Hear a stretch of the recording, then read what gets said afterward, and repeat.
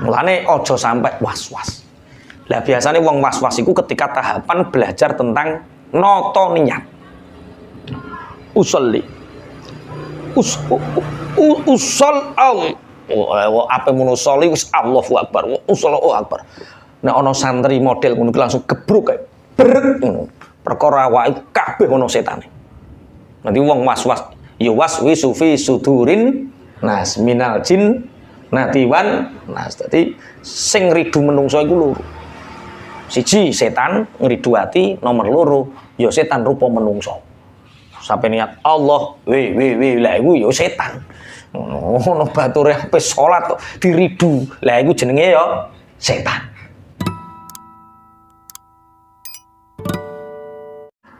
Ada beberapa uzur sholat. Di antaranya inggih punika majnun, hilangnya akal.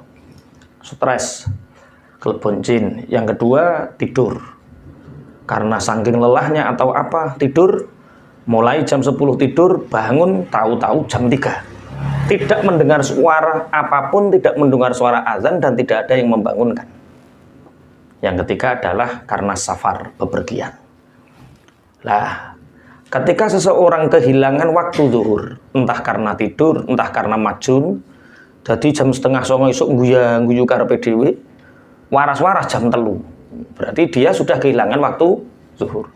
Atau dia safar di dalam perjalanan kereta atau pesawat terbang. Ketika waktu zuhur telah hilang, maksudnya kita tidak melakukan sholat zuhur dalam keadaan ada, maka orang itu melakukan sholat zuhur di waktu sholat asar, melakukan sholatnya zuhur dulu, namanya sholat zuhur qadha. Nah, adaan itu melakukan sholat di dalam waktu, kalau qadhaan melakukan sholat di luar waktu, tapi dosa. Qadha niku ya tetap dosa, tapi kalau uzur syar'i tidak dosa. Uzur syar'i sebab 3 tadi. Majnun, lali, ono wong lali, duh hidup ya Allah aku rong sholat zuhur. Nah, tapi yo ono buktine tinggu uzur syar'i, termasuk uzur syar'i nu lali, turu, stres karo napa bepergian.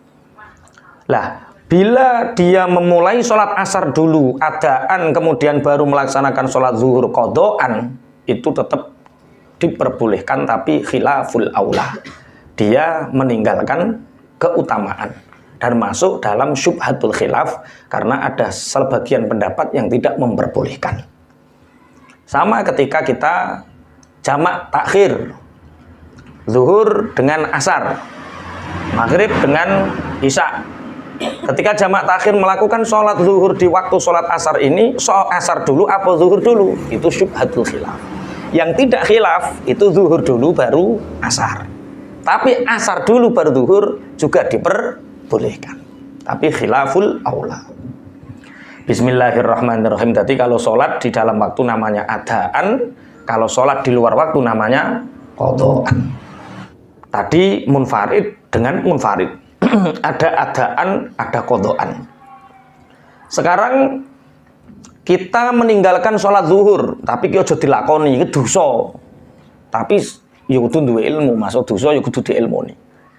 Misalkan tertidur sampai habisnya waktu zuhur, ngerti-ngerti tong, lho lah kira wis asar. Maka kita sholat asar dulu adaan, baru kita mengqadha sholat zuhur. Karena fa'innal jama'ata bil ada'i aula. Karena sholat jamaah di dalam waktu itu lebih utama. Baru setelah kita salam, kita mengqadha sholat zuhur. Nanti ada orang janggal, loh sholat sunnah habis asar kan haram, kenapa anda sholat setelah sholat asar kok sholat 4 rakaat itu haram? Ini ilmu tingkat tinggi, ini penting. Qadha itu nggak ada yang haram. Wong kowe ninggalno sholat zuhur wis haram, kok tambah kok haram? No, karena ada sabab qadha. Nek sholat sunnah hukumnya haram, tapi nek sabab qadha hukumnya tidak haram. Fa in shalla munfaridan fi awalil waqti tsumma adraka jama'atan yusalla fil jamaah. Ketika kita sudah sholat sendirian munfarid, misal ini waktu masuk sholat asar jam 2:30 lebih 10 menit, kita sholat sendiri. Karena entah apa, tahu-tahu ada masjid yang sholat jamaah. Apa yang kita lakukan? Maka kita sholat jamaah lagi. Kalau di beberapa literasi kita fikih, ada beberapa syarat. Kita habis sholat ngasar, ke sholat asar lagi itu diperbolehkan bila memenuhi 1, jamaahnya lebih banyak. 2, menangi takbiratul ikhrame imam. Ketiga, tidak ada niat istihza, gawe dolanan syariat. Jadi ya itu, kalau kita asalnya sholat asar sendirian, tahu-tahu tidak ada sholat jamaah asar yang lebih banyak, maka kita boleh sholat lagi di situ. Nah, yang diterima Allah yang mana? Itu urusan Gusti Allah, bukan urusan kita. Tapi kita mencari yang lebih afdoliyah, jamaah yang lebih apa? Banyak. Maka sholat yang pertama kali dianggap sholat sunnah atau sholat tatawu atau dianggap sholat qadha, menyauri sholat-sholat yang sudah lewat. Tadi sholat sendiri, sholat zuhur, asar atau sholat fardu sendiri, tahu-tahu tidak ada sholat jamaah, maka kita boleh mengikuti sholat jamaah karena sholat jamaah lebih utama daripada sholat sendirian. Nah, kalau kita sudah sholat jamaah, sampean misalkan sudah jamaah dengan 2 orang, tidak ada jamaah lagi dengan 200 orang, dan kamu punya peluang mengikuti takbiratul ihramnya imam, maka boleh setelah sholat jamaah kita sholat lagi sholat jamaah yang lebih banyak dengan niat 1, niat qadha. Lah yo sekelas ulama itu niat qadha. Nyopo neh rai-rai awakmu kan yo gelem ninggalno wayah nang omah karipan. Niat sholat qadha, sholat yang sudah ditinggalkan. Atau niat sholat sunnah. Karena sebenarnya mengulang sholat jamaah dengan jamaah lagi itu tidak ada dasar. Kita hanya ihtimal bahwa diperbolehkannya itu min fadilati jamaah, keutamaan jamaah mawon. Jadi sebenarnya tidak ada dasar lahu. Berarti kalau seperti itu ya sudah diniati qadha, enggak ono karena sholat qadha bisa dilakukan kapanpun dan kita mendapatkan fadilah jamaah yang kedua. Man shalla tsumma ra'a ala thawbihi najasatan fal ahabbu qadha as-shalati wa la yalzamuhu. Ketika seseorang melihat di pakaiannya ada najis, misal kita melihat jam 3:30 sore, loh, iki baju sing tak pakai zuhur, lah kok ono najis sih? Berarti sholat zuhurku rasah. Maka yang lebih utama adalah mengqadha sholat zuhur tadi. Tapi qadha sholat zuhur yang sudah terlewatkan karena najisnya ketahuan jam 3:30 itu tidak menjadi iltizam, tidak menjadi wajib.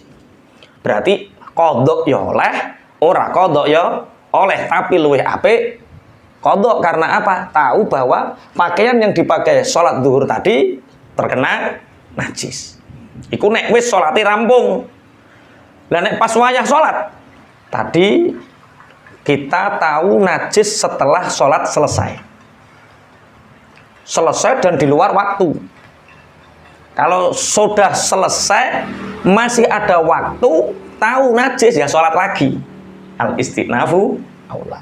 Lah ketika kita tahunya waktu sholat, Allahu Akbar, loh, kok ireng-ireng ngono ketune putih, wah telek cecek. Ayo apa yang kita lakukan? Fauron, harus seketika. Membuang dengan cara menyentuh, tidak menyentuh najisnya tapi menyentuh pakaiannya seperti ini. Harus seketika seperti itu. Kemudian menyempurnakan sholatnya. Tapi biasanya ada keraguan, maka ketika ada keraguan, maka yang lebih utama adalah memulai sholat dari awal. Satu sisi membatalkan sholat fardu itu hukumnya haram, nggak dibatalkan kita ragu, maka kita buang najisnya, sempurnakan sholatnya, setelah itu mengulang itu lebih utama timbang gue ragu-ragu kisah tuh orang. Mana dalilnya? Kalau kita tahu di dalam pakaian kita ada najis kemudian langsung membuang, dasar bahwa ketika kita di pakaian kita ada najis, saat kita sholat maka cukup membuangnya dan tidak mengulangi, yaitu ketika Rasulullah Shallallahu Alaihi Wasallam sholat menggunakan lainnya. Manu rasa takok, Pak, bagaimana hukumnya sholat nganggo kaos kaki kok jemeneh kaos kaki sepatonane ora apa-apa kok kaos kaki barang. Lah, Kanjeng Nabi pakai sepatu, malaikat Jibril turun. Kanjeng Nabi saat sholat, wah ya Rasulullah, di salah satu naklenmu itu ada telek, ada najis. Akhirnya sepatu ini dilepas oleh Rasulullah, kemudian Rasulullah sholat di atasnya. Jadi memakai dengan berdiri di atas itu beda. Jadi kue sandalan, sholat nganggo sandal, sandalmu ono najise, tidak sah. Misalkan nyolati mayit, karena yang meninggal ini ulama besar, banyak yang takziah, yang sholat, sehingga kamu tidak punya tempat. Kan sholat mayit gak butuh rukuk, gak butuh sujud. Lah nek wong ngerti yo gampang. Sandalmu coplok, terus kue neng dhuwure. Allahu Akbar, Allahu Akbar. Dan itu dilakukan oleh Rasulullah Sallallahu Alaihi Wasallam. Tapi nek mbok slobokno ora sah perkara kowe nggawa najis. Tapi nek kowe ning dhuwure kowe ora nggawa najis. Kowe ning numpang panggonan sing suci, sing ngisore ana najis. Paham maksudnya ya? Bismillahirrahmanirrahim. Ketika seseorang meninggalkan tasyahud awal, man taraka at-tasyahudal awwala awil kunuta, atau meninggalkan kunut. Tasyahud awal dan kunut ini disebut sunnah ab'ad, atau meninggalkan membaca sholawat kepada Rasulullah di tasyahud awal, atau melakukan gerakan yang gerakan itu tidak sengaja. Seandainya disengaja, sholat batalnya, tapi karena tidak disengaja maka tidak batal. Maka bila terjadi seperti itu, atau orang ragu ini 3 rakaat apa 4 rakaat ya, 3 rakaat atau 4 rakaat, maka ambil yang sedikit. Maksudnya sing sedikit itu sing paling yakin. Nek 3 rak wis karuan, nek 4 urung karuan. Jadi ambil saja 3, setelah itu sujudlah 2 kali sujud sahwi, dan sujud sahwi itu sebelum salam. Jadi misalnya meninggalkan kunut, meninggalkan tasyahud awal, meninggalkan sholawat di dalam tasyahud awal, maka kita ganti dengan sujud sahwi. Tempatnya sujud sahwi sebelum salam, setelah tahiyat fil alamina innaka hamidum majid, langsung subhanaman la yanamu wala yasu, subhanaman la yanamu wala yasu, subhanaman atau subhanalladzi la yanamu wala yasu. Kemudian duduk, sujud lagi, duduk di qadri tumakninah, subhanallah, subhanallah, assalamualaikum warahmatullahi wabarakatuh. Itu sujud sahwi. Bagaimana kalau setelah salam lali? Ya wis sujud sahwi itu hukumnya sunnah. Jadi sujud sahwi itu tidak mempengaruhi sah dan tidaknya sholat. Kalau ingatnya setelah salam, ya sudah. Tapi kalau di sini fa inna siyaba fa ba'da salam mahma tadzakkara 'alal qurbi. Tapi ini juga syubhatul khilaf. Bila kamu sudah salam, tuh aku urung sujud sahwi, maka ketika zamannya masih dekat dan kamu belum hadas, langsung sujud sahwi 2 kali. Tapi itu syubhatul khilaf. Yang enak itu kalau setelah salam ya sudah. Wong sujud sahwi itu hukumnya sunnah, ya sudah. Nggak usah sujud sahwi, nggak usah kunut. Tapi fa'in sajada ba'da salam wa ba'da an ahdatsa batalat sholatuhu. Kalau orang sujud sahwinya setelah salam dan setelah melakukan pekerjaan yang banyak, ya sholatnya otomatis batal. Makanya nek cara menurut Imam Ghazali, falidzalika yasta'nifu as-salam ba'da sujud. Kowe nek ngerali sujud sahwi, lali kunut, lali tasyahud awal, kok lali sujud sahwi, ya wis mulai sholat awal lagi. Mulai sholat awal lagi. Nek angel-angel ngono wae, yasta'nifu as-salam ba'da sujud. Memulai salam setelah sujud. Jadi tahiyat, bertahiyat terus sujud sahwi, bar sujud sahwi kemudian baru salam. Yasta'nifu as-salam ba'da sujud. Nah, cara pendapat Imam Ghazali bisa dikategorikan 3 kesimpulan. 1, kalau kita lupa kunut, lupa tasyahud awal, lupa membaca sholawat di dalam tasyahud awal, maka kita mengganti kunut dan tasyahud awal itu dengan sujud sahwi, tempatnya sebelum salam, setelah tahiyat, sebelum salam. Bila setelah salam baru ingat, kalau zamannya masih dekat, ya sudah, assalamualaikum warahmatullahi wabarakatuh, langsung sujud. Kalau ingatnya setelah salam. Sujud sahwi. Setelah itu, kalau ingatnya itu setelah zaman yang lama, wis bar metu ke masjid, aku gak sujud sahwi, ya sudah, dibiarkan saja. Kalian tahu ada orang yang was-was ketika niat sholat. Allah was-was fi niatis sholat. Kok ana wong was-was model ngoten niku terus Imam Ghazali sababuha khoblun fil akli au jahlun bisyar'i. Wi mesti wong rusak akale. Jadi miring separuh. Kok ana wong Allah iku seprapat ngono. Akale seprapat gak bek cara banyu kuclik. Au jahlun bisyar'i atau karena saking bodohnya. Tapi Imam Ghazali sing muni Imam Ghazali aja sampai kowe engko seprapat. Aja ngono tambah tambah ngelokno wong. Ada orang saat niat sholat kok was-was, itu dua kata Imam Ghazali. Satu karena uteke miring separuh karek seperapat, atau karena dia bodoh tentang syariat. Lah ya kowe niat sholat gak iso mamang sampai usul Allah lah ngono sampai mbak laopo. Memuliakan Allah itu keinginan memuliakan qasduli ta'zimillah. Menginginkan memuliakan Allah itu sama dengan keinginan memuliakan orang lain. Contoh, ada orang alim namanya Zaid. Zaid ini mau datang. Kemudian ketika Zaid datang, kamu niat ingsun berdiri dengan wajahku menghadap Zaid yang utama. Iku mesti wong keplek wong bodho. Nek tekane rawuhe Zaid iku otomatis kowe ngadeg mulyakno. Ngadegmu iku wis kewilang-wilang qasdu.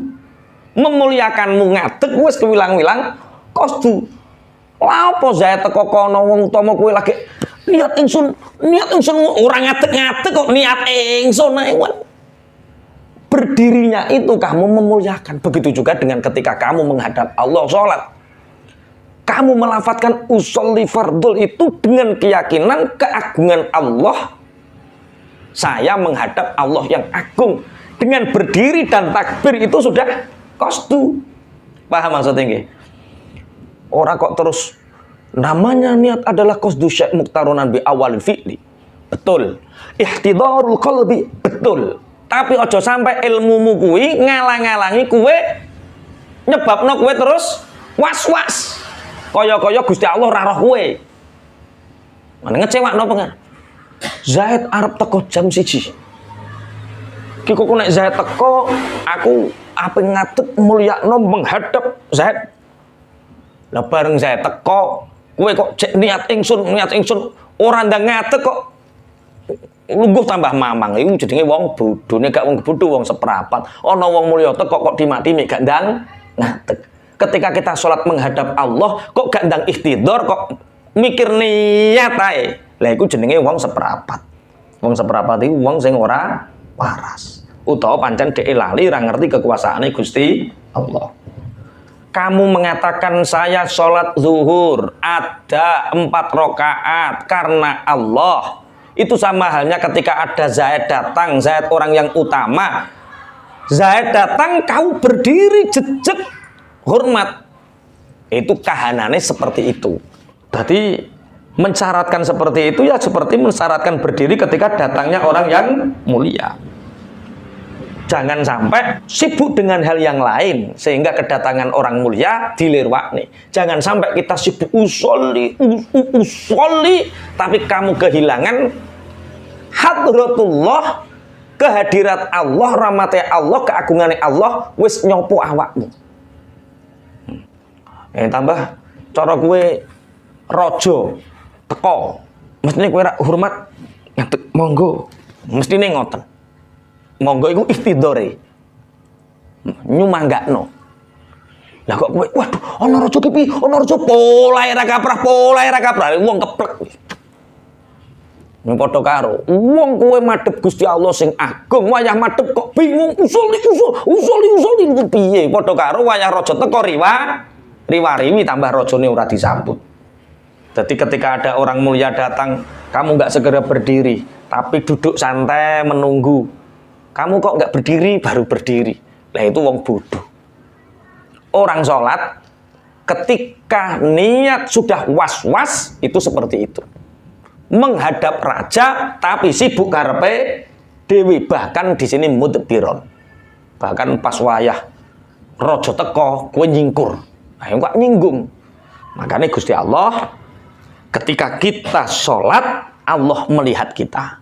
Ketika sholat Allah hadir di kita. Ketika sholat hadratullah hadir.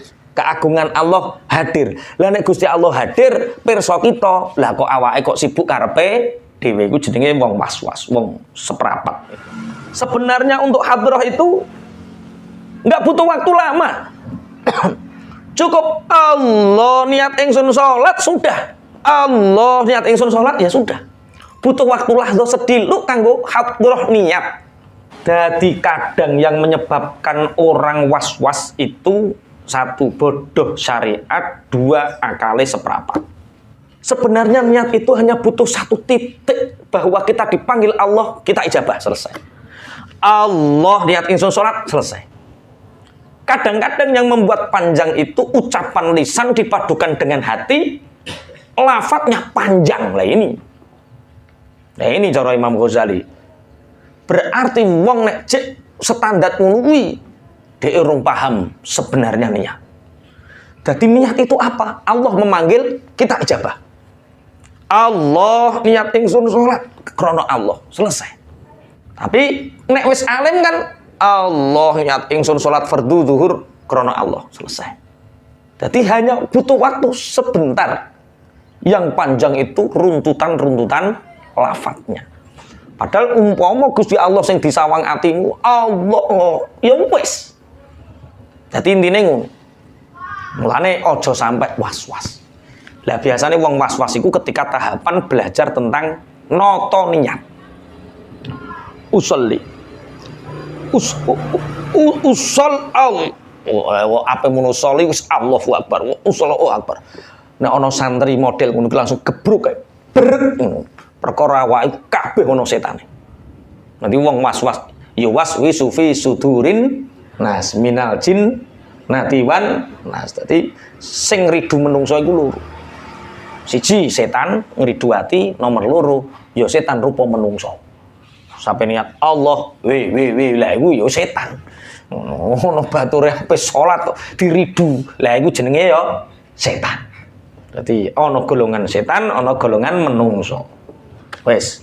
Dadi intine niat itu adalah du'ita ila antusolliya fi waqtin fa'ajabta wa kunta.